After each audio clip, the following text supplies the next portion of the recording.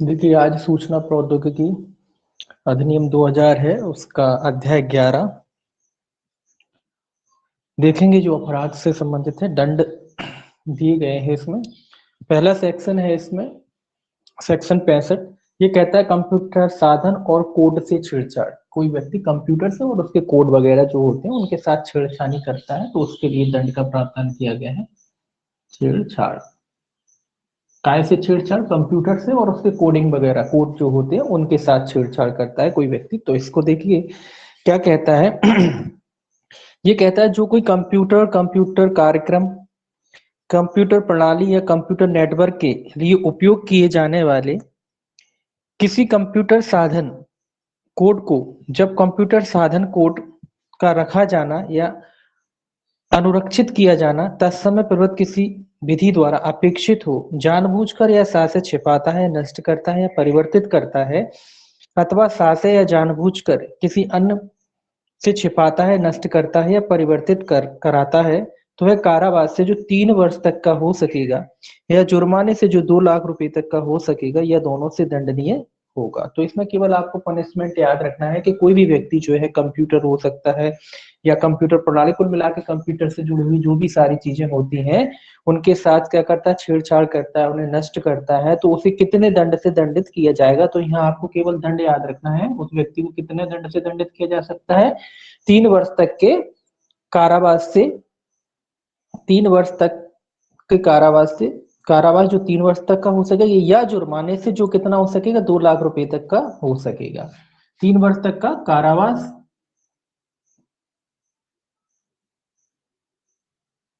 या फिर जुर्माना। ये भी याद रखना है, जुर्माना कितना हो सकता है, 2 लाख। 2 लाख रुपए तक के क्या हो सकता है, जुर्माने से उस व्यक्ति को दंडित किया जा सकता है या फिर दोनों से।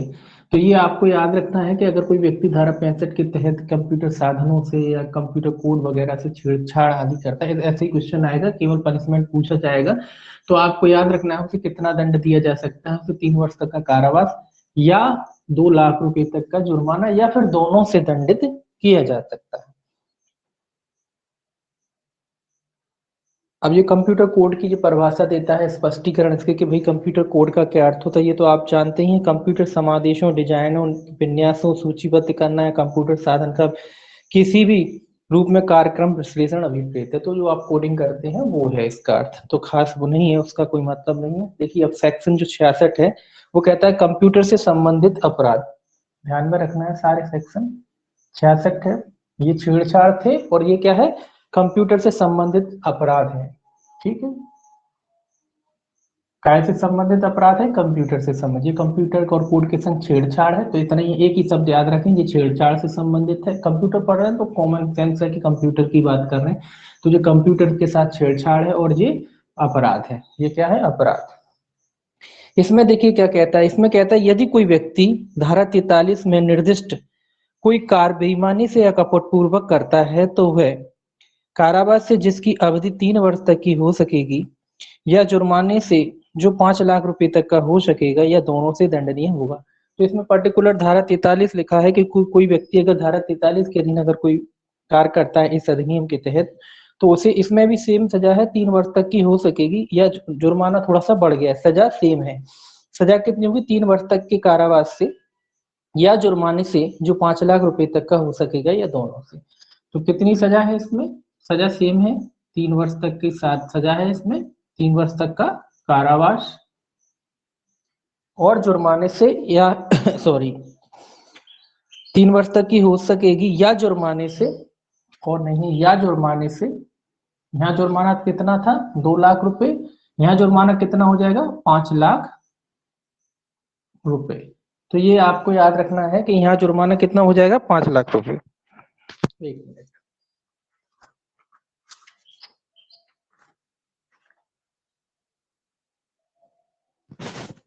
और धारा 43 भी इसके बाद आपको याद रखना चाहिए कि भाई धारा 43 में क्या था, धारा 43 में कंप्यूटर साधन को नुकसान वगैरह पहुंचा ना, उसी से संबंधित है।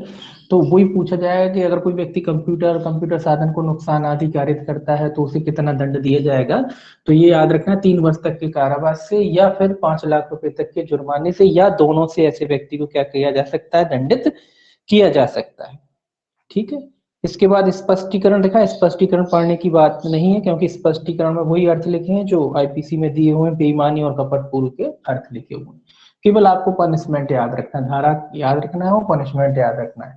कोई व्यक्ति नुकसान आदि प्रेरित करता है कंप्यूटरों के विरुद्ध धारा 43 के अधीन, तो कितना दंड दिया जाएगा? 3 वर्ष तक का कारावास या 5 लाख रुपए तक का जुर्माना, या दोनों से उसे दंडित किया जा सकता है। सजा सेम में, जुर्माने में थोड़ा अंतर आ गया है, बस यहाँ थोड़ा सा देखने लायक है, यहाँ थोड़ा सा अंतर आ गया है, बाकी जो सजा जो है सेम। अब देखिए क्या कहता है, 66A और जोड़ा है इन्होंने। 66A क्या कहता है? 66A कहता है संसूचना सेवा आदि का आक्रामक संदेश भेजने के लिए दंड। ये कहता है आक्रामक संदेश। कैसे संदेश? आक्रामक, आक्रामक, आक्रामक संदेश, आक्रामक कह लो, आक्रामक कह लो, कैसे भी कुछ भी कह लो, तो आक्रामक संदेश भेजने के लिए क्या है? दंड है ये।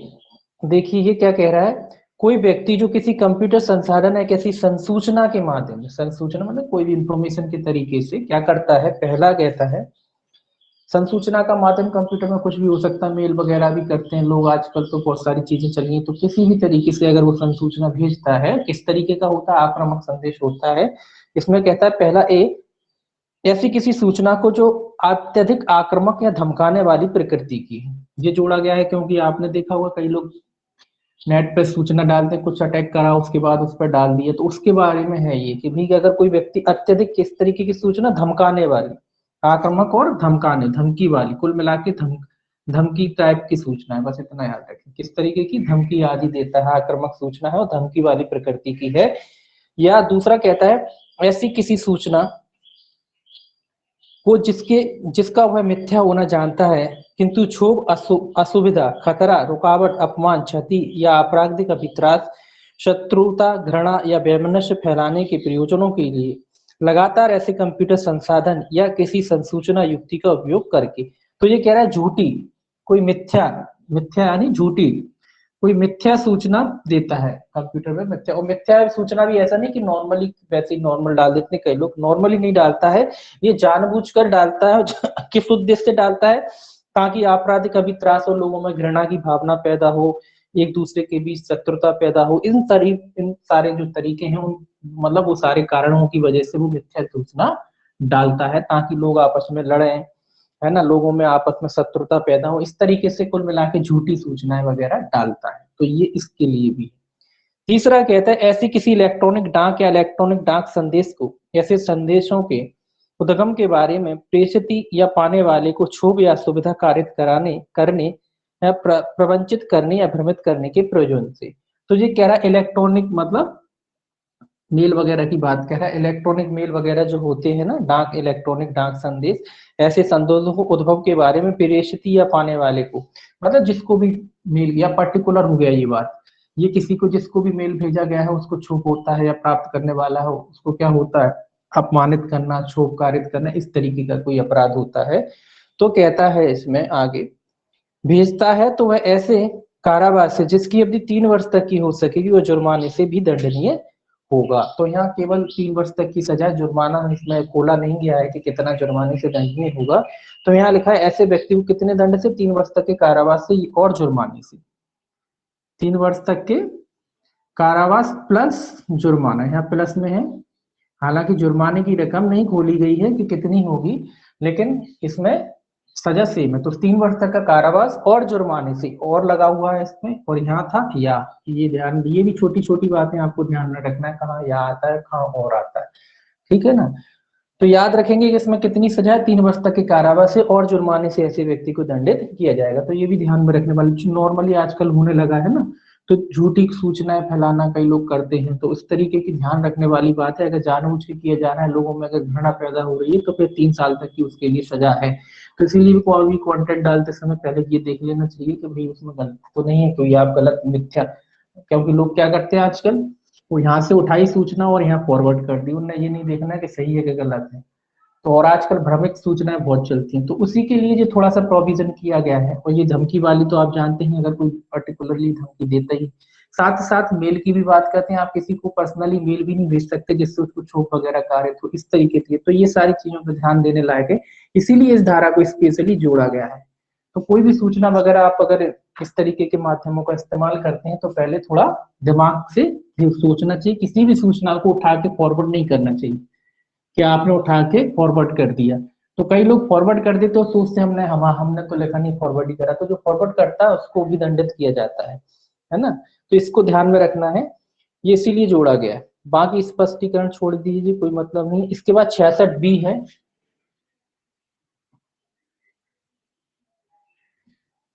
66B, ठीक है। 66B कहता है चुराए गए कंप्यूटर संसाधन या संचार युक्ति को बेईमानी से प्राप्त करने के लिए दंड। ये तो जानते हैं, चुराए मतलब चोरी का माल है, कुल मिला के चोरी का माल है ये तो, ठीक है, चोरी, बस चोरी लिख दिया इसमें। ये क्या है, चोरी का माल, मतलब चुराए हुए कंप्यूटर वगैरह को बेईमानी से प्राप्त करने के लिए दंड है इसमें।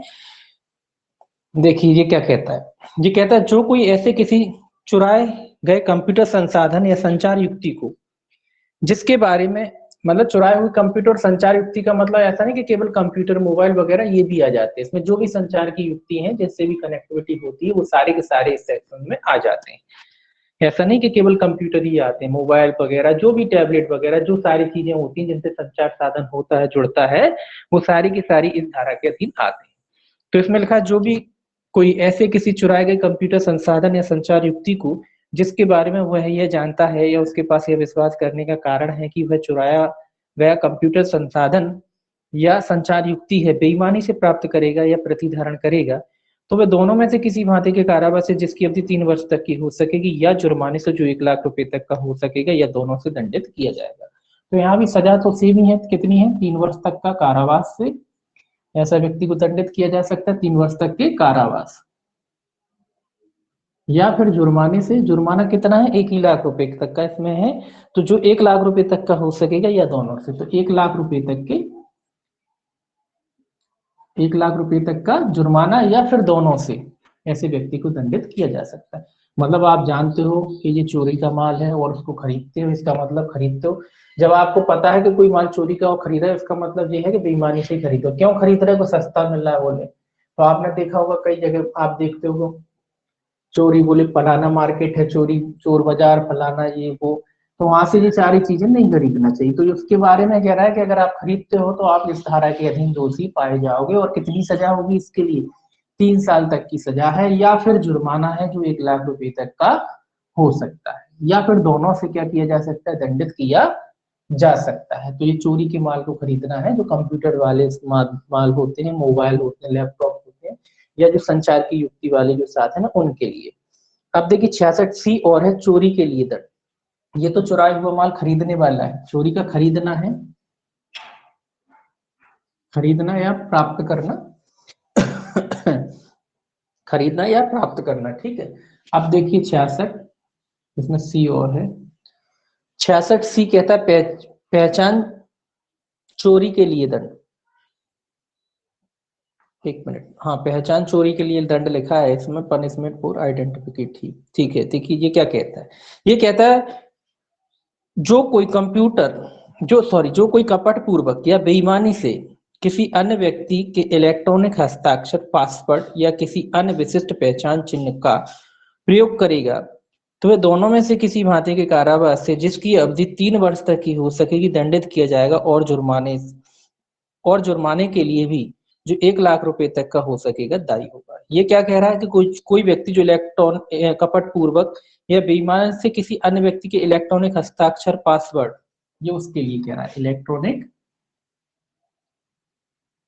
हस्ताक्षर किसी व्यक्ति के हो सकते हैं, या पासवर्ड भी कह लीजिए, पासवर्ड, इलेक्ट्रॉनिक हस्ताक्षर, और क्या है इसमें, 1 मिनट, इलेक्ट्रॉनिक हस्ताक्षर, पासवर्ड ही है, पासवर्ड या अन्य विशिष्ट पहचान चिन्ह,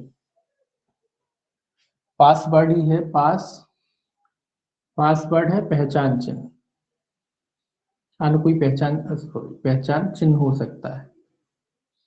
तो ये किसी अन्य व्यक्ति के हैं, वो जानबूझकर आप उसका इस्तेमाल करते हैं, मतलब कोई अन्य व्यक्ति का, उसका हस्ताक्षर जो इलेक्ट्रॉनिक हस्ताक्षर, उसका इस्तेमाल कर लेते हैं, या उसकी जानकारी के बिना उसका पासवर्ड यूज करते हैं, उसका पहचान चिन्ह जो भी होता है इलेक्ट्रॉनिक रूप से, उन सारी चीजों का अगर आप इस्तेमाल करते हैं तो इसके लिए भी सेम ही सजा है, 3 वर्ष तक का कारावास या 1 लाख रुपए तक के, जो सॉरी 3 वर्ष तक का कारावास या 1 लाख रुपए तक के, या में ही है सी, 3 वर्ष तक का कारावास से हो दंडित हो सकेगा, और जुर्माने से, जो और है इसमें 3 वर्ष तक का कारावास, 3 वर्ष तक का कारावास और जुर्माना है इसमें, जो जुर्माना कितना हो सकेगा, 1 लाख रुपए तक का।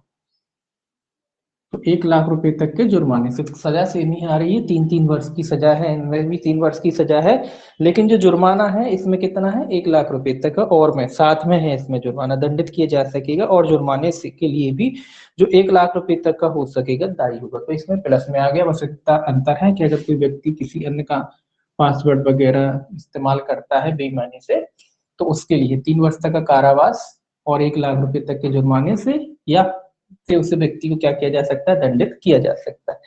इसके अलावा देखिए 66D और जोड़ा है इन्होंने, काफी जोड़े हैं।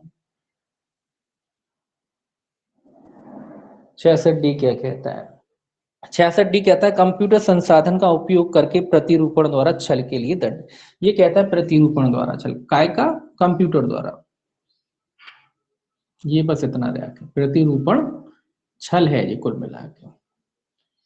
प्रतिरूपण छल, अब आप कहोगे कंप्यूटर से कैसे प्रतिरूपण छल हो रहा, बिल्कुल हो सकता है कंप्यूटर से प्रतिरूपण छल होता है। कोई फेमस हस्ती है, कोई व्यक्ति है, उसके नाम से आपने आईडी बना ली और लोग समझ रहे हैं कि वो फलाना व्यक्ति है, उसका अकाउंट है, लेकिन उसका अकाउंट है नहीं, आप उससे कॉपरेट कर रहे हो, है ना।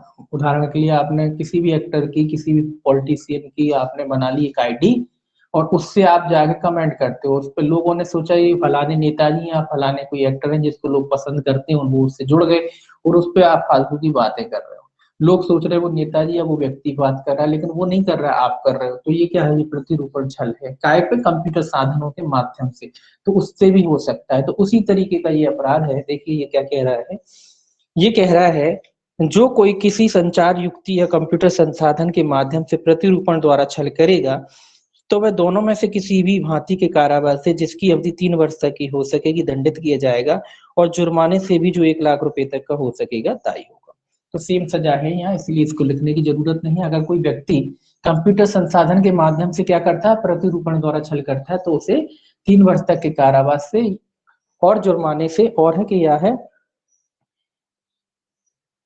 3 वर्ष 3 वर्ष तक कारावास से दंडित किया जाएगा, और ही है, और जुर्माने से जो 1 लाख रुपए तक का हो सकेगा दायी होगा। तो सेम सजा है, 3 वर्ष तक के कारावास से और जुर्माने से जो कितना हो सकता है, 1 लाख रुपए तक का हो सकेगा, ऐसे व्यक्ति को दंडित किया जाएगा। तो प्रतिरूपण मौक इसके अलावा भी हो सकता है। कोई भी इलेक्ट्रॉनिक जो माध्यम होते हैं, चाहे जो इस पे आप फेसबुक पे आपने नकली आईडी बना ली किसी की, या आप मान लीजिए किसी इंस्टाग्राम पे बना ली, जो भी संचार के जो भी साधन है उन सब पे आपने क्या करा, उसका नकली अकाउंट बना लिया, और आप ऑपरेट कर रहे हैं, दूसरे लोग सोच रहे हैं कि फलाना व्यक्ति का है, तो उसको कहते हैं प्रतिरूपण द्वारा छल, संसाधनों के माध्यम से। तो इसके माध्यम से भी प्रतिरूपण द्वारा छल हो जाता है। अगर इस तरीके का कोई अपराध करता है तो ध्यान में रखने वाली बातें हैं ये सारी छोटी छोटी। अब देखिए एक और है इसमें, ई, ये भी इंपॉर्टेंट है। ये कहता है एकांतता के अतिक्रमण के लिए दंड। ये एकांतता,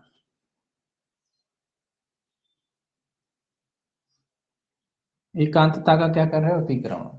देखिए कैसे एकांतता का अतिक्रमण कैसे होता है, ये देखिए ये कह रहा है कि जो कोई सासे या जानबूझकर किसी व्यक्ति के, ये पर्सनल अंगों का लिखा है, का चित्र उसकी सहमति के बिना उस व्यक्ति की एकांतता का अतिक्रमण करने वाली परिस्थितियों में खींचेगा, प्रकाशित करेगा, पारिष्कृत करेगा, वह ऐसे कारावास से जो 3 वर्ष तक की हो सकेगी, या जुर्माने से जो 2 लाख रुपए तक का हो सकेगा, 2 लाख रुपए से अधिक का नहीं होगा, नहीं हो सकेगा, या दोनों से दंडित किया जाएगा। तो ये क्या कह रहा है, ये कोई कुल मिला के जब कोई व्यक्ति प्राइवेट तरीके से है, उस समय उसकी कोई तस्वीरें वगैरह कोई व्यक्ति अगर खरीद लेता है, सॉरी खरीद नहीं, खींच लेता है, उसके बाद क्या करता है, उसको अपलोड कर देता है, तो उसके बारे में इसका दंड का प्रावधान किया गया है। तो सजा तो खैर सेम ही है, 3 वर्ष तक है, ऐसे व्यक्ति को कितना, 3 वर्ष तक के कारावास से या फिर जुर्माने से उस व्यक्ति को दंडित किया जा सकता है। जुर्माना कितना हो सकता है, 2 लाख रुपए से अधिक का नहीं होगा, यानी 2 लाख रुपए तक का।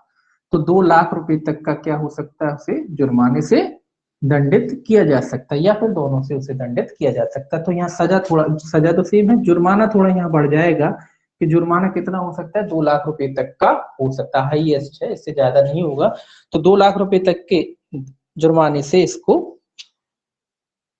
दंडित किया जा सकता है, सजा सेम ही। इसके बाद इसके स्पष्टीकरण है, ये आप खुद पढ़ लेना, इसमें कोई दिक्कत नहीं है। इसमें अर्थ लिखे हैं, एकांतता प्रकाशित करने, वो सारी चीजें, है ना। इसके बाद देखिए एक और है 66F, साइबर आतंकवाद के लिए दंड। ये सेक्शन याद रखना है, साइबर आतंकवाद, है ना। ये कुछ सेक्शन है जो आपको याद रखने हैं। एकांतता भंग, ये सेक्शन भी पूछे जाते हैं, पनिशमेंट तो थोड़ा बहुत पूछे ही जाते हैं। इनमें मोस्टली सेक्शन पूछे जाएंगे आपसे 66 के बाद। ये कौन सा है, एफ। ये साइबर आतंकवाद के बारे में कह रहा है कि साइबर आतंकवाद के लिए दंड।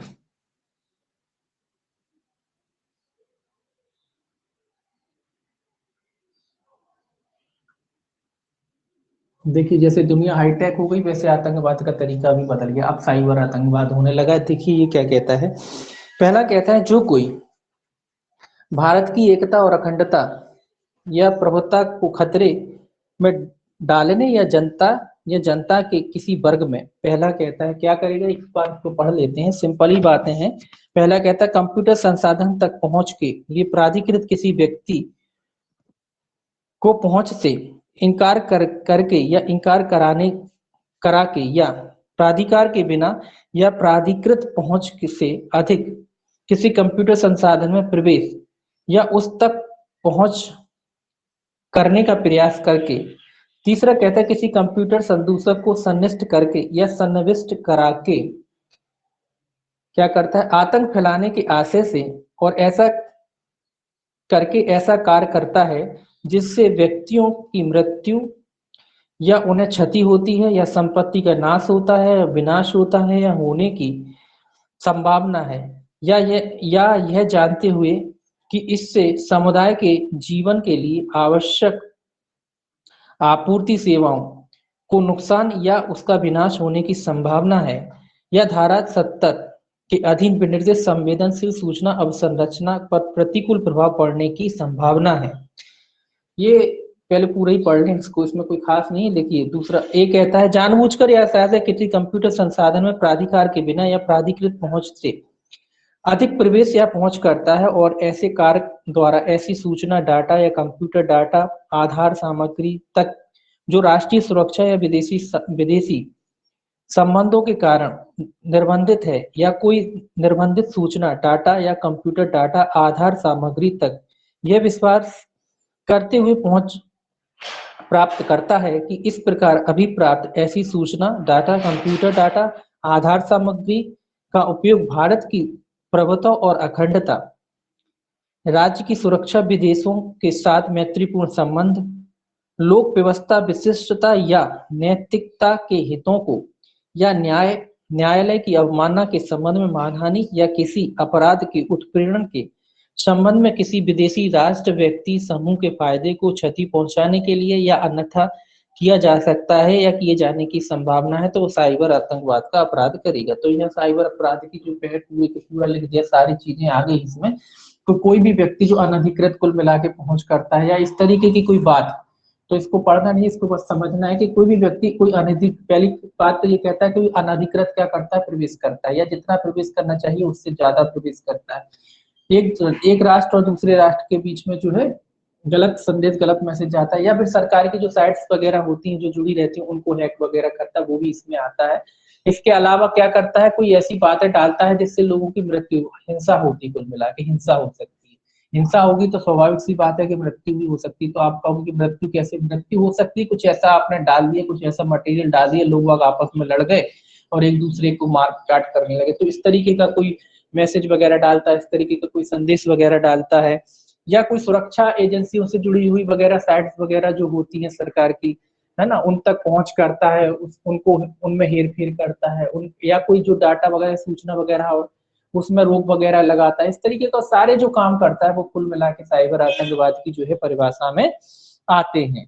तो इस तरीके का अगर कोई व्यक्ति कार्य करता है तो इसमें लिखा है जो साइबर आतंकवाद कार्य करेगा या करने करने की कूट रचना करेगा तो वह कारावास से जो आजीवन कारावास तक का हो सकेगा दंडनीय हो। तो चूंकि साइबर आतंकवाद बढ़ा है इसीलिए ये कहना है कि आजीवन आजीवन कारावास ऐसे व्यक्ति को कितने दंड से दंडित किया जा सकता है, आजीवन कारावास के दंड से दंडित किया जा सकता है। तो इसमें लिखा है तो जो कोई साइबर आतंकवाद कारित करेगा या उसकी कूट रचना दोनों है तो वह कारावास से जो आजीवन कारावास तक का हो सकेगा दंडनीय। तो आजीवन कारावास तक की सजा उसे हो सकती है।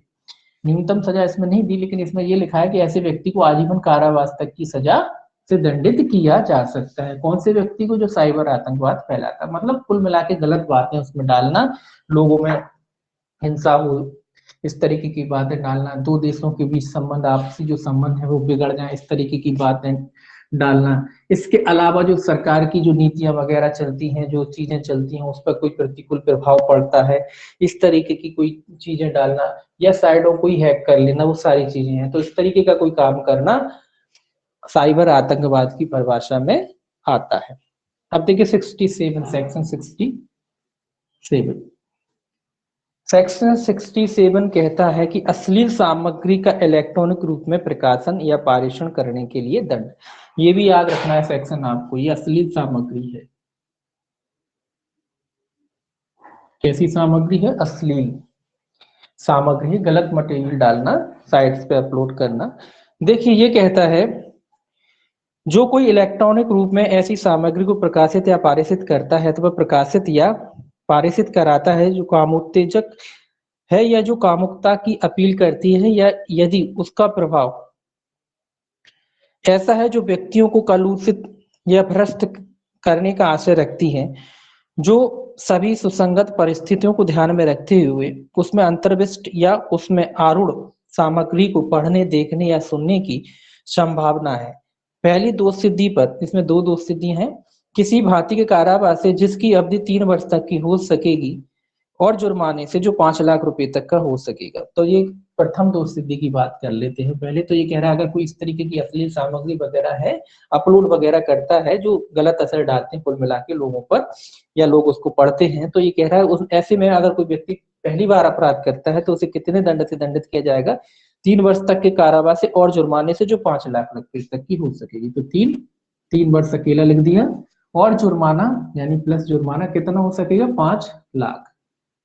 5 लाख रुपए तक के जुर्माने से उसे क्या किया जा सकता है? दंडित। फर्स्ट दोष सिद्धि पर, प्रथम दोष सिद्धि पर 3 वर्ष तक का कारावास और 5 लाख रुपए तक के जुर्माने से ऐसे व्यक्ति को क्या किया जा सकता है? दंडित किया जा सकता है। और दूसरी या पश्चातवर्ती दोष सिद्धि की दशा में दोनों में से किसी भांति कारावास है जिसकी अवधि 5 वर्ष तक की हो सकेगी और जुर्माने से जो 10 लाख रुपए तक का हो सकेगा, और वही अपराध दूसरी या तीसरी या कितनी बार करता है उसके बाद, तो ऐसे व्यक्ति को सजा जो है बढ़ जाएगी। कितनी हो जाएगी? 3 की जगह 5 वर्ष हो जाएगा, प्लस जुर्माना भी बढ़ जाएगा। जुर्माना कितना हो जाएगा? 5 की जगह दुगना हो जाएगा, 10 लाख रुपए तक के जुर्माने से ऐसे व्यक्ति को क्या किया जाएगा? दंडित किया जा सकता है। तो इसमें दोनों सजाएं याद रखना, पश्चातवर्ती में 5 वर्ष हो जाएगी और प्रथम में 3 वर्ष हो जाएगी। जुर्माना 5 है पहले, दूसरे में कितना हो जाएगा?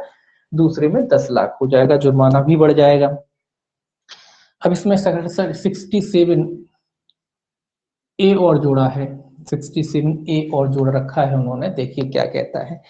ये कहता है कामुकता व्यक्त करने वाले कार्य आदि वाली सामग्री के इलेक्ट्रॉनिक रूप में प्रकाशन के लिए दंड। ये अश्लील सामग्री थी और ये कामुकता वाली सामग्री है। देखिए ये क्या कहता है, ये कामुकता से संबंधित शब्द याद रखना है आपको। तो ये कामुकता से संबंधित है, ये याद रखना, और ये 67 जो है अश्लीलता से संबंधित। ठीक है, इसमें दो शब्द आपको अलग अलग याद रखने को पड़ेंगे, पूछे जाते हैं। इसमें लिखा है जो कोई किसी ऐसी सामग्री को इलेक्ट्रॉनिक रूप में प्रकाशित करता है या पारिषित करता है, प्रकाशित करता है, पारिषित कराता है जिसमें कामुकता व्यक्त करने का कार्य या आचरण अंतर्वलित है, पहली दोष सिद्धि पर दोनों में से किसी भांति के कारावास से जिसकी अवधि 5 वर्ष तक की हो सकेगी और जुर्माने से जो 10 लाख रुपए तक का हो सकेगा। तो ये कह रहा है कि भी कामुकता वाला, इसमें भी सिर्फ 2 सजाएं दी गई हैं। तो प्रथम दोष सिद्धि पे ये कह रहा है कि कितना दंड दिया जाएगा? पहली दोष सिद्धि पर दोनों में से किसी भांति के कारावास से जिसकी अवधि कितनी है? 5 वर्ष तक की हो सकेगी और जुर्माने से जो 10 लाख। यहाँ प्रथम ही दोष सिद्धि 5 वर्ष है और जुर्माना कितना है? 10 लाख। तो जुर्माना 10 लाख है, प्रथम ही दो कारावास दोनों तरीके का होता है, हो सकता है जैसा न्यायालय चाहे, सादा या कठिन, जैसा भी न्यायालय चाहे। तो प्रथम ही दोष सिद्धि पर यहाँ कितना है, 5 वर्ष तक का कारावास है और जुर्माना है जो 10 लाख रुपए तक का हो सकेगा। और दूसरी और पश्चातवर्ती दोष सिद्धि की दशा में दोनों में से किसी भांति के कारावास से जिसकी अवधि 7 वर्ष तक की हो सकेगी और जुर्माने से जो 10 लाख रुपए तक का हो सकेगा। दूसरे में सजा बढ़ जाएगी, 7 वर्ष तक का कारावास प्लस जुर्माना सेम है, 10 लाख रुपए तक के जुर्माने से क्या किया जाएगा, ऐसे व्यक्ति को दंडित किया जा सकता है। ठीक है, ये कामुकता ये क्या होता है, कुल मिला के ये तस्वीरें वगैरह डाली जाती हैं और ये वाला वो अपराध है जो आपने देखा हुआ राज कुंद्रा जो करते थे, वही अपराध है, तो इसके लिए सजा है ये। ठीक है ना। आप देखिए, अब देखिए 67 का क्या है, बी, 67 का बी है। ये कहता है कामुकता व्यक्त करने वाले कार आदि में बालकों को चित्रित करने वाली सामग्री को इलेक्ट्रॉनिक रूप में प्रकाशित या पारित करने के लिए, ये वही काम है, बस इसमें क्या है, बालकों का इस्तेमाल किया जा रहा है। ऊपर 67 का ही अपराध है, लेकिन इस काम को करने में किसका इस्तेमाल किया जा रहा है, बालकों का इस्तेमाल किया जा रहा है। बच्चों का इस्तेमाल अगर किया जाता है तो उसके लिए सजा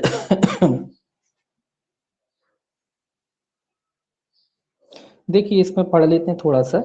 इसमें कहता है पहला, जो कोई, ये कहता है किसी इलेक्ट्रॉनिक रूप में ऐसी सामग्री प्रकाशित या पारित करेगा या प्रकाशित या पारित कराएगा जिसमें कामुकता व्यक्त करने वाले क्रियाकलाप या आचरण में लगाए गए बालकों को चित्रित किया जाता है। तो कुल मिला के सिंपल सिंपल ये कह रहा है कि अगर ऐसा कोई काम है जो कामुकता बढ़ाता है और उसमें अगर बच्चों का इस्तेमाल किया गया तो उस धारा के अधीन दंडनीय है।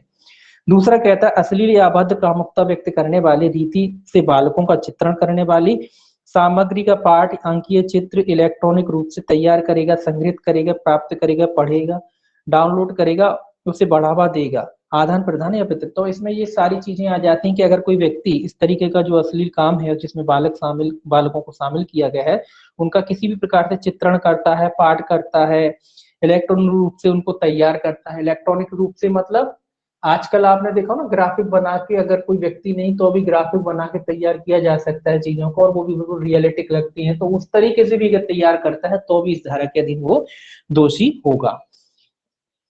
प्राप्त करेगा, पढ़ेगा, यहाँ तक कि उसमें लिखा है कि उसे डाउनलोड भी करता है या उसको आदान प्रदान करता है, यहाँ एक दूसरे की जगह भेजता है, तो भी इस धारा के अधीन दोषी होगा। तो ध्यान में रखें, केवल ऐसा नहीं कि कोई व्यक्ति हो या कोई बालक हो तभी, आजकल जो डिजिटल फॉर्म में बना दिए जाते हैं, कार्टून कहते हैं जिन्हें, उस तरीके से आजकल हाई लेवल के कार्टून बन जाते हैं, बिल्कुल रियलिटी दिखते हैं, अगर उस तरीके से भी बनाते हैं अश्लील सामग्री जो बालकों से संबंधित है तो इस धारा के अधीन वो दोषी होंगे। अगला कहता है कामुकता व्यक्त करने वाले कार्य करने के लिए और उसके संबंध में या ऐसी रीति से बालकों को, एक या अधिक बालकों के साथ ऑनलाइन संबंध के लिए लगाए गए, फुसलाए गए, उत्पीड़ित करेगा जो कंप्यूटर संसाधन या युक्तियुक्त वयस्क को बुरी लग सकती है। कुल मिला के ये कह रहा है ऑनलाइन डेटिंग टाइप की जो साइट होती है उसका इस्तेमाल बच्चों के लिए करता है कुल मिला के, जिससे गलत जो बातें आप नॉर्मली अपने बुरी लग सकती हैं। तो इस तरीके की अगर कोई बात करता है कि भाई बच्चों का साइट बना लिया आपस में कर रहे हैं, जिसे डेटिंग कहते हैं, उस तरीके की जो साइटें बना लेता है, तो इस तरीके का भी अपराध जो है इस धारा के अधीन क्या है, दंडनीय है। अगला कहता है ऑनलाइन बालकों का दुरुपयोग किए जाने को शुक्र बनाएगा, या ऑनलाइन तरीके से एक जगह से दूसरी जगह भी बालक बैठे हैं और ऑनलाइन करते हैं, तो वो भी इस धारा के अधीन क्या है, अपराध माना जाएगा। मतलब ऑनलाइन, ऐसा ऑनलाइन बुरा कब है, जब वो इसका कामुकता के लिए इस्तेमाल करते हैं, नॉर्मली नहीं। ऑनलाइन कब, जब कामुकता के लिए इसका इस्तेमाल कर रहे हैं और वो भी बालकों से संबंधित, तो वो इस धारा के अधीन दोषी होंगे। अगला कहता है बालकों के साथ कामुकता व्यक्त करने वाले कार्य के संबंध में अपना दुर्व्यवहार को किसी इलेक्ट्रॉनिक रूप में अभिलिखित करेगा। तो जो बालकों के दुर्व्यवहार को संबंध करता है, इलेक्ट्रॉनिक रूप में बताता वगैरह है, तो वो भी इस धारा के अधीन दोषी है।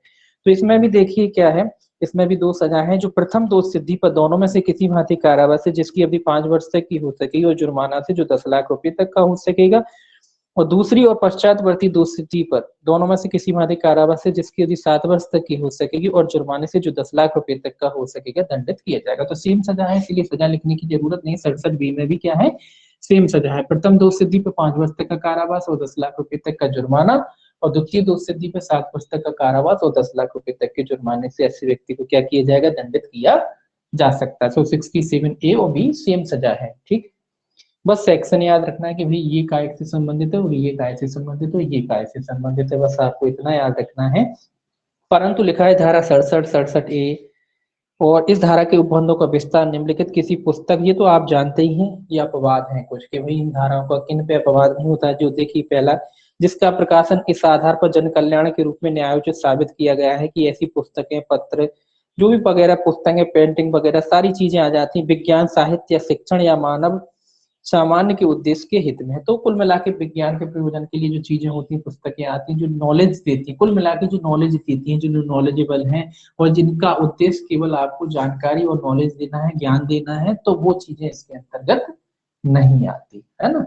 तो ये आपको इसमें ध्यान रखना है। जो सद्भावना पूर्वक धार्मिक प्रयोजन से जुड़ी हुई चीजें हैं तो वो भी इसमें नहीं आती। तो ये तो आप जानते हैं हर चीज में जुड़ा रहता है अब एक्सेप्शन, है ना। अब देखिए 67 का सी और है, 67 का सी और जुड़ा हुआ है।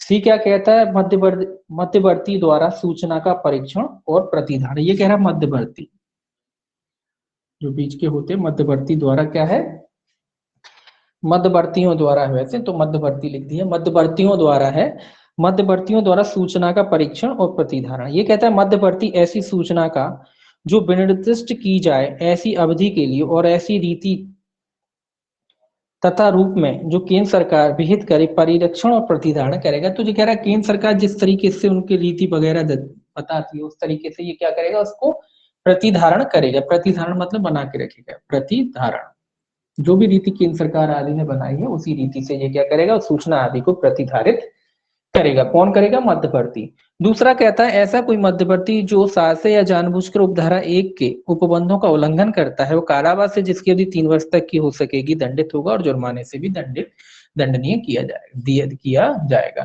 तो ये कह रहा है कि जो केंद्र सरकार ने नियम बनाया था कुल मिला के मध्यवर्ती अगर उसका उल्लंघन करता है तो ऐसे व्यक्ति को 3 वर्ष तक के कारावास से और जुर्माने से क्या किया जा सकता है, दंडित किया जा सकता है। तो याद रखेंगे 3 वर्ष तक के कारावास और जुर्माना, ठीक है। ऐसे व्यक्ति को जो मध्यवर्ती है जो उल्लंघन करता है नियमों का कुल मिला के तो उसे 3 वर्ष तक के कारावास से और जुर्माने से क्या किया जा सकता है, दंडित किया जा सकता है। देखिए इसमें मोस्टली आपको पनिशमेंट याद रखना है और थोड़ा सा सजाएं जो है इसकी सजा लगभग तो कोई दिक्कत नहीं आने वाली है आपको, थोड़ा सा सेक्शन याद रखें, सजा में कोई अंतर नहीं है ज्यादा। देखिए 68 कहता है नियंत्रक की निर्देश देने की शक्ति, ये याद रखना है, सेक्शन पूछा जाता है ये। नियंत्रक की क्या देने की शक्ति, निर्देश, तो ये याद रखना है आपको ये सब कि नियंत्रक की निर्देश देने की शक्ति कितने में दी गई है, 68 में दी गई है, ये आपको याद रखना है। देखिए इसमें पहला क्लॉज क्या कहता है, पहला क्लॉज कहता है नियंत्रक आदेश द्वारा प्रमाणकर्ता प्राधिकारी या ऐसे प्राधिकारी के लिए ऐसे प्राधिकारी के किसी कर्मचारी को आदेश में विनिर्दिष्ट उपाय करने या क्रियाकलाप को बंद करने का निर्देश दे सकेगा यदि वे इस अधिनियम या उसके अधीन बनाए गए निकायों या किन्हीं विनियमों के किन्हीं उपबंधों की अनुपालन को सुनिश्चित करने के लिए आवश्यक है। ये कह रहा है कि भैया जो नियंत्रक होता है, नियंत्रक क्या कर सकता है, प्रमाणकर्ता प्राधिकारी या उसका कोई भी कर्मचारी होता है, प्रमाणकर्ता प्राधिकारी हो सकता है या प्रमाणकर्ता प्राधिकारी का कोई कर्मचारी हो सकता है। तो इसको नियंत्रक जो होता है कोई भी आदेश पारित कर सकता है, कोई भी आदेश दे सकता है, किस उद्देश्य से दे सकता है, इस अधिनियम के जो भी नियम वगैरह हैं या विनियमन वगैरह बनाए गए हैं उनका अनुपालन करने के लिए, उनका अनुपालन वगैरह किसके लिए, अनुपालन के लिए, नियम वगैरह विनियमन वगैरह जो बनाए हैं उनका अनुपालन कराने के लिए इनको आदेश जारी कर सकता है। तो कोई खास नहीं लिखा है, केवल सेक्शन आपको इसमें याद रखना है, सेक्शन पूछा जाता है। दूसरा कहता है कोई व्यक्ति जो धारा 1 के अधीन किसी आदेश का अनुपालन करने में असमर्थ है या जानबूझकर असफल रहेगा, किसी अपराध का दोषी होगा, वह दोष सिद्धि पर कारावास जिसकी अवधि 2 वर्ष तक की हो, 2 वर्ष से अधिक की नहीं हो सकेगी या 1 लाख रुपए तक के जुर्माने से या दोनों से दंडित किया जाएगा। बस इतना याद रखना है कि भाई जो व्यक्ति नियंत्रक के आदेश जो उसने दिया है, नियंत्रक ने आदेश दिया या निर्देश दिया है आपको, उस निर्देश की अवज्ञा करता है तो कितनी सजा हो सकती है। तो इसमें याद रखना है कि अगर नियंत्रक के आदेश की कोई व्यक्ति अवज्ञा करता है तो 2 वर्ष तक के कारावास से या जुर्माने से जो कितना हो सकेगा, जुर्माना है 2 वर्ष तक की अधिक की नहीं होगी, या 1 लाख रुपए तक के जुर्माने से, या 1 लाख के रुपए तक के जुर्माने से। कौन भी, जब कोई व्यक्ति नियंत्रक के आदेश की क्या करता है, अवज्ञा करता है, या कह लीजिए जो नियंत्रक ने जो आदेश दिया है उसको नहीं मानता है कोई व्यक्ति, तो कितने दंड से उसे दंडित किया जा सकता है, 2 वर्ष तक के कारावास से या 1 लाख रुपए तक के जुर्माने से ऐसे व्यक्ति को क्या किया जा सकता है, दंडित किया जा सकता है। अब देखिए सेक्शन 69, सेक्शन 69 कहता है किसी कंप्यूटर संसाधन या माध्यम से किसी सूचना के अंतर्शोधन या मॉनिटरिंग या विगुणन के लिए निर्देश जारी करने की शक्ति। जी, कंप्यूटर संसाधन के माध्यम से किसी संसूचना में अंतर्शोधन या मॉनिटरिंग करने के लिए है। ये क्या कहता है, इसमें पहला क्लॉज देखिए, ये क्या है, ये कहता है जहां केंद्र सरकार या किसी राज्य सरकार या यथास्थिति केंद्र सरकार या राज्य सरकार द्वारा इस निमित्त विशेष रूप से प्राधिकृत उसके किसी अधिकारी या अधिकारी का यह समाधान हो जाता है कि भारत की प्रभुत्व अखंडता, भारत की रक्षा, राज्य की सुरक्षा, विदेशी राज्यों के साथ मैत्रीपूर्ण संबंध या लोक व्यवस्था के हित में अथवा उपरोक्त के संबंध में किसी संज्ञेय अपराध के किए जाने में उद्दीप्त के निवारण या किसी अपराध के अन्वेषण के लिए ऐसा करना आवश्यक है और समीचीन है, तो वह उपधारा 2 के उपबंधों के अधीन रहते हुए लेखबद्ध किए जाने वाले कारणों से आदेश द्वारा समुचित सरकार के किसी अभिकरण को किसी कंप्यूटर संसाधन में जनित, प्रेषित, प्राप्त या भंडारित किसी सूचना को अंतर्रुद्ध या मॉनिटर करने या विगुणन करने, अंतर्रुद्ध या मॉनिटर कराने या विगुणन कराने का निर्देश दे सकेगी। दूसरा कहता है, नीचे लिखा है तीसरा, वो पूरी संसूचना की कौन सी संसूचना है जिसको सरकार जो है, केंद्र और राज्य सरकार की जो साइटें वगैरह होती है उनका मॉनिटरिंग वगैरह ये करा सकते हैं। मॉनिटरिंग की आवश्यकता कब पड़ती है, जब उनको लगता है कि इस तरीके की कोई सामग्री वगैरह है जो देश की सुरक्षा वगैरह को क्या है, नुकसान पहुंचा सकती है। तो देखिए दूसरा देखेंगे, पहला दूसरा कहता है इसमें प्रक्रिया रक्षोपाय जिसके अधीन ऐसा अंतर्शोधन या मॉनिटरिंग या विगुणन किया जा सकेगा ऐसे होंगे जो विहित की जाए। तो मतलब क्या से किया जाएगा इनका मॉनिटरिंग वगैरह, जो भी इनकी देख रेख, मतलब कुल मिला के चेक करना, रीचेक करना, कोई भी साइट वगैरह होती है सरकार की उनको देखना, उस पर सारी चीजों को। तो ये कह रहा है कैसे होंगे, जो प्रक्रिया बताई जाएगी उसके अनुसार किया जाएगा। तीसरा कहता उपयोगकर्ता या मध्यवर्ती या कंप्यूटर संसाधन का भाषात्मक कोई व्यक्ति जब उपधारा 1 में निर्दिष्ट किसी अभिकरण द्वारा मांगे जाने पर निम्नलिखित के सभी सुविधाएं और तकनीकी सहायता प्रदान करेगा। क्या करेगा, पहला कहता है ऐसी सूचना जनित करने, पारित करने, प्राप्त करने या भंडारित करने वाले कंप्यूटर संसाधन तक पहुंच उपलब्ध कराना या पहुंच सुनिश्चित कराना, यथास्थिति सूचना को अंतर्रुद्ध, मॉनिटर या विगुणन करना या कंप्यूटर संसाधन में भंडारित सूचना उपलब्ध कराना। तो कुल मिला के ये कह रहा है, सिंपल सी बात है कि कोई भी कंप्यूटर में कोई भी सूचना वगैरह ऐसी है जिसको सरकार को लगता है कि इससे क्या हो सकता है, इससे जो देश की सुरक्षा के लिए, देश की भलाई के लिए कह लीजिए कि आवश्यक, उनको लगता है कि ठीक नहीं है, उससे कुल मिला के नुकसान हो सकता है देश को, किसी भी प्रकार का, मतलब दंगे भड़ सकते हैं, लोगों में आपस में वैमनस्य पैदा हो सकता है। इस तरीके की अगर कोई सूचना है, कहीं भी है वो सूचना, तो सरकार क्या कर सकती है, उसका मॉनिटरिंग वगैरह कर सकती है। तो जहां भी वो सूचना होगी, जिस कंप्यूटर में होगी, जहां भी होगी, उस जगह जाकर के सरकार को पता पड़ ही जाता है कि सूचना कहाँ से जनरेट की गई। अगर वो भारत में है, कहीं भी है, तो उसको सूचना को जहां से भी वो जनरेट की जाती है, जहां से भी वो बनाई जाती है, तो वहां पे सरकार जो भी कंप्यूटर साधन वगैरह होता है उसकी मॉनिटरिंग वगैरह ये कह रहा है वो करा सकते हैं, उसको चेकअप करा सकते हैं कुल मिला के उसका कि कहाँ से जनरेट हुई, कैसे हुई, तो उसको पता लगाने के लिए उसका कराया जा सकता है। और जिस व्यक्ति के भी कब्जे में वो साधन होते हैं वो सब क्या करेंगे, सरकार को जो भी उसका मॉनिटरिंग वगैरह कर रहे हैं, विजिलेंस वगैरह कर रहे हैं, उनको जो भी उचित सुविधाएं वो उपलब्ध कराएंगे। इसमें कह रहा है कि ऐसा उपयोगकर्ता या मध्यवर्ती या कोई व्यक्ति जो उपधारा 3 में विनिर्दिष्ट अभिकरण की सहायता करने में असफल रहता है, कारावास से जिसकी अवधि 7 वर्ष तक की हो सकेगी, दंडित किया जाएगा और जुर्माने से भी दंडनीय होगा। ये कह रहा है कि भैया जो भी मध्यवर्ती वगैरह हैं, जिस सरकार की सहायता वगैरह नहीं करते हैं जानबूझ के, तो या असफल रहते हैं, तो इनको कितने दंड से दंडित किया जाएगा, 7 वर्ष तक के कारावास से दंडित किया जाएगा और जुर्माने 7 वर्ष तक के कारावास एवं कितने से, जुर्माने से। 7 वर्ष तक के कारावास से एवं और या एवं एक ही बात होते और जुर्माने से क्या किया जाएगा इन्हें, और जुर्माने से या एवं जुर्माने से क्या किया जा सकता है, दंडित किया जा सकता है। कितने दंड से, 7 वर्ष तक की। जब ये सरकार की मदद नहीं कर पाते हैं या करते नहीं है, जो मध्यवर्ती वगैरह जो भी व्यक्ति होते हैं जो, तो अगर नहीं करते हैं तो इनकी लिए सजा का प्रावधान है। ठीक है, अब इसमें 69 ए और जोड़ दिया गया है।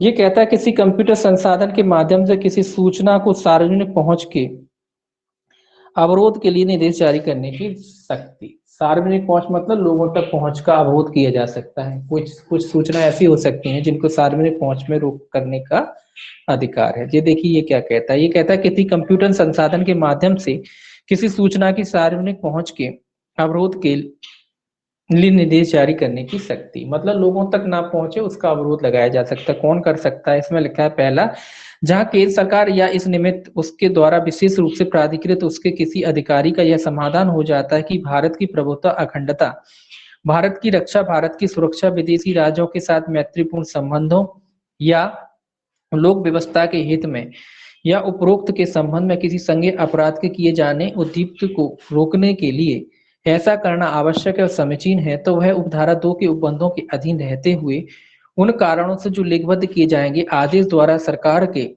किसी अभिकरण या मध्यवर्ती को किसी कंप्यूटर संसाधन में जनित पारित प्राप्त भंडारित या पर पोषित किसी संसूचना को पहुंच जनता की पहुंच के लिए अवरुद्ध करने का निर्देश दे सकता है और उसका अवरोध कराएगा। अवरोध मतलब कोई भी सूचना उसको लगता है कि देश हित में नहीं है, किसी किसी बात है, कोई भी सूचना तो देश के हित में नहीं है, दो देशों के आपस के संबंध खराब हो सकते हैं या ऐसी कोई सूचना है जिससे देश में हिंसा आदि हो सकती है, कोई संज्ञेय अपराध हो सकता है, इस तरीके की कोई सूचना मान लो किसी साइट वगैरह पर डली हुई है तो ये रोक लगा सकता है। ये कह सकता है उसको रोक दो। रोक देते क्या मतलब है कि फिर वो जो सूचना किसी साइट पर डली है तो एक तरीके से उसको बैन कर देते हैं ना, तो जो उसको बैन कर देंगे तो क्या होगा, वो सूचना वहां तक पहुंच ही नहीं पाएगी। कहाँ तक, जो लोग अपन लोग देखते हैं तो अपने तक आ ही नहीं पाएंगे। तो ये उसको रोकने की बात कह रहा है। अगर उनको लगता है, केंद्र सरकार को लगता है या जो सक्षम प्राधिकारी उसको लगता है कि किसी साइट पे किसी जगह ऐसी सूचनाएं डली हैं, तो या तो पूरी साइट को बैन कर सकते हैं या उस सूचना को बैन कर सकते हैं। तो ये क्या होता है, बैन कैसे होता है, बैन के लिए इनमें कुछ पासवर्ड वगैरह जो लोग डालते हैं उसका इस्तेमाल करते हैं, कोडिंग का इस्तेमाल करते हैं। तो उससे क्या हो जाता है, दो तरीके होते हैं, या तो साइबर ही उसकी लिंक ही बंद कर दी जाती है वहां से, तो आपको लिंक ही नहीं मिलती, या उसकी लिंक में परिवर्तन कर दिया जाता है। उसका जो लिंक होता है, जो आप जब भी कोई चीज सर्च करते हैं तो आपने देखा होगा, आप तो कह रहे ऐप हो गया लेकिन वो उसमें लिंक रहती है, HTTP ये सारी लिंक रहती है, उसमें एक कोडिंग रहती है। तो उसी कोडिंग को अगर बदल देते हैं सरकार, ये लोग क्या कर देते हैं, उसी कोडिंग को बदल देते हैं। उस कोडिंग को बदल देते हैं तो वो नेट पर उपलब्ध ही नहीं रहती, जब भी सर्च भी करोगे तो वो मिलेगी नहीं। तो इस तरीके से करते हैं। या फिर ये अपने नेट के माध्यम से अपने जो सर्वर होता है जो कनेक्ट रहता है जहाँ से, वहां से ही उसको हटा देते हैं। तो दो तरीके से इसको हटाया जा सकता है, इसको रोका जा सकता है किसी भी तरीके से, जब कैसी सूचना है जो आप तक पहुंचने में इनको लगता है कि गलत है, उसका गलत प्रभाव पड़ेगा, देश के लिए भी ठीक नहीं है, तो ऐसी सूचना है। इसमें लिखा है दूसरा, वह प्रक्रिया और रक्षोपाय जिसके अधीन जनता द्वारा पहुंच के लिए ऐसा अवरोध किया जा सकेगा वे होंगे जो विहित किए जाए। तो कह रहा भैया कैसे किन साधनों का इस्तेमाल किया जाए, जो भी विहित किए जाएंगे साधन उनका इस्तेमाल किया जा सकता है। तीसरा कहता है वह मध्यवर्ती जो उपधारा 1 के अधीन जारी निर्देश का पालन करने में असफल रहता है वह कारावास है जिसकी भी 7 वर्ष तक की हो सकेगी और जुर्माना। तो यहाँ भी सेम ही सजा है कि अगर कोई मध्यवर्ती जो है पालन करने में असफल रहता है तो इसमें भी 7 वर्ष तक के कारावास से एवं जुर्माने से क्या किया जा सकता है, उसको दंडित किया जा सकता है। इसकी बात देखिए 69 का बी और है, इनको केवल पढ़ना है। 69 भी कहता है साइबर सुरक्षा के लिए किसी कंप्यूटर संसाधन के माध्यम से ट्रैफिक आंकड़ा या सूचना मॉनिटर करने और एकत्रित करने के लिए प्राधिकृत करने की शक्ति। ट्रैफिक आंकड़ा मतलब विजिटर वगैरह कोई भी साइट होती है उसमें कितने विजिटर आए, कितने लोग आते जाते हैं, तो उसको ट्रैफिक कहते हैं। ट्रैफिक का मतलब यहाँ गाड़ी वाला ट्रैफिक नहीं है, लोगों के आने से ट्रैफिक है कि कोई साइट होती है जिसपे कितने लोगों ने विजिट किया, कैसे करते हैं, तो उसको ट्रैफिक बोलते हैं यहाँ। तो उसके बारे में कह रहा है, विजिटिंग वगैरह के बारे में। देखिए इसमें क्या कहता है, इसमें कहता है केंद्र सरकार देश के सुरक्षा, साइबर सुरक्षा बढ़ाने और कंप्यूटर संदूषक की पहचान, विश्लेषण और अनधिकृत प्रवेश या फैलाव को रोकने के लिए राजपत्र में अधिसूचना द्वारा किसी कंप्यूटर संसाधन में जनित पारिस्थितिक प्राप्त या भंडारित ट्रैफिक आंकड़ा या संसूचना मॉनिटरिंग और एकत्र करने के लिए सरकार के किसी अभिकरण को प्राधिकृत कर सकेगी। ये कह रहा है कि सरकार किसी भी कंप्यूटर साधन वगैरह उसको लगता है अनधिकृत ट्रैफिक आ रहा है और देश की सुरक्षा के हित में अगर वो चाहे सरकार तो उसमें क्या कर सकती है, कुल मिलाकर रोक लगा सकती है, उसको मॉनिटरिंग वगैरह कर सकती है, देख सकती। अब ट्रैफिक से क्या पता पड़ता है, ट्रैफिक से ये पता पड़ेगा कि भाई इस पे इतना ट्रैफिक क्यों आ रहा है, क्या वजह है कि लोग जुड़ रहे हैं, क्या ऐसी बात है, कहाँ से बाहर के जुड़ रहे हैं, कहाँ के जुड़ रहे हैं। तो उससे उसकी मॉनिटरिंग वगैरह करने के लिए नियम वगैरह सरकार जो है उसको प्राधिकृत कर सकती, किसी अन्य जो व्यक्ति है सरकार का उसको एकत्रित करने के लिए, डाटा के लिए। भैया कि मान लीजिए ये ए नाम का व्यक्ति, उसकी साइट पे कुछ ज्यादा ही ट्रैफिक आ रहा है तो सरकार किसी जो भी अधिकारी उनका प्राधिकृत कर सकती है कि भाई इसको चेक तो करो, इसका इतना ट्रैफिक क्यों आ रहा है, क्या दिक्कत है, क्यों लोग आ रहे हैं, कोई वो भी भारत के नहीं आ रहे, विदेश के आ रहे हैं, कहीं और के आ रहे हैं, तो चेक किया जाए उसकी कोई गलत इरादे से तो नहीं आ रहे, गलत उद्देश्य से तो नहीं आ रहा। तो वो सारी चीजों के बारे में कहता है।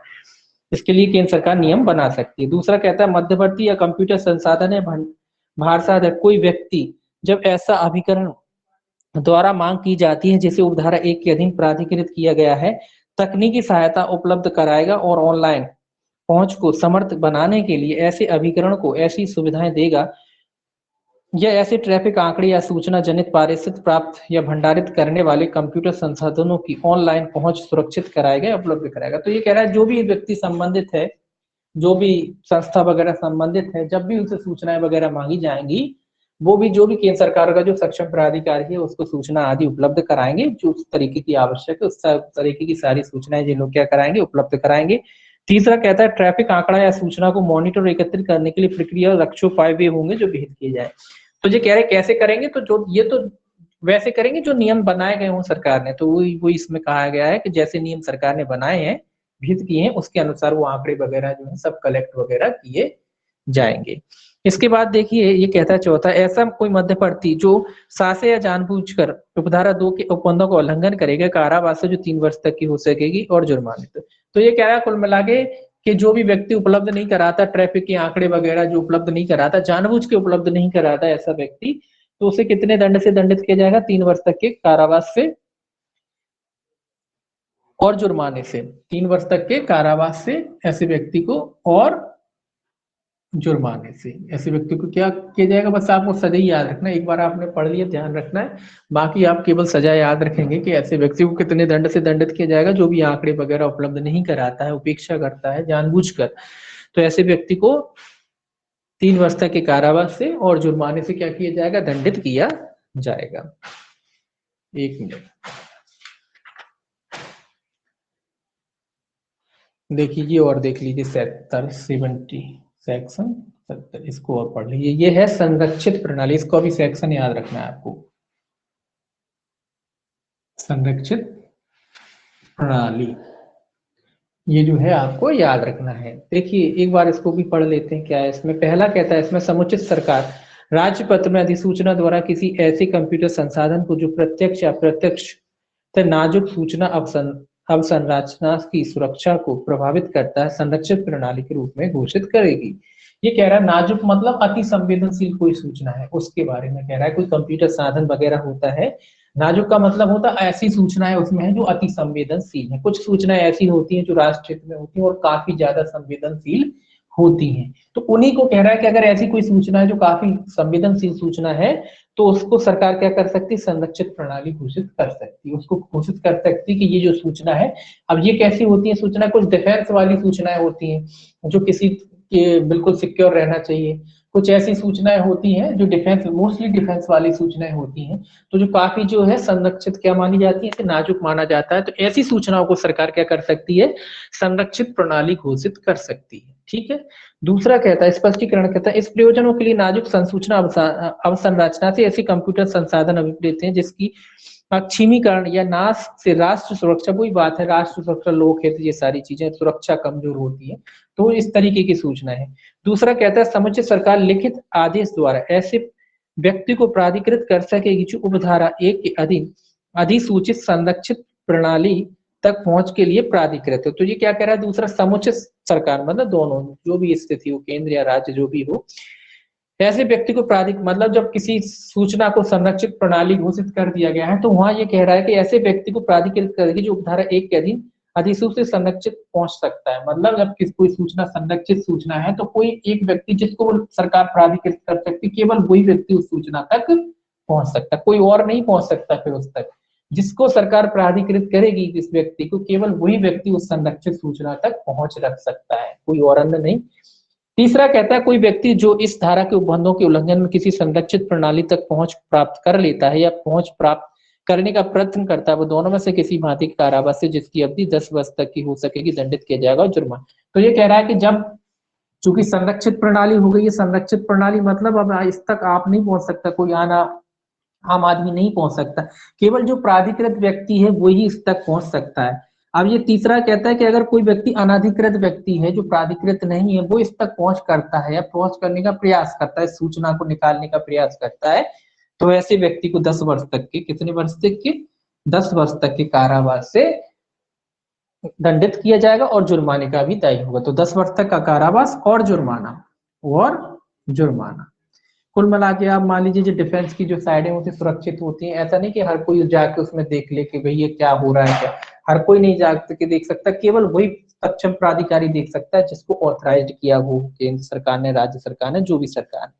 तो अगर कोई व्यक्ति उल्लंघन करके पहुंच जाता है, पहली बात तो आप अगर एक्सेस करोगे तो पहुंच ही नहीं सकते, फिर भी आप कई लोग हैकर्स होते हैं जो हैक करके खोजने की कोशिश करते हैं, तो उनके लिए कह रहा है कि अगर पहुंच जाता है तो ऐसे लोगों को 10 वर्ष तक के कारावास से और जुर्माने से क्या किया जाएगा, दंडित किया जाएगा।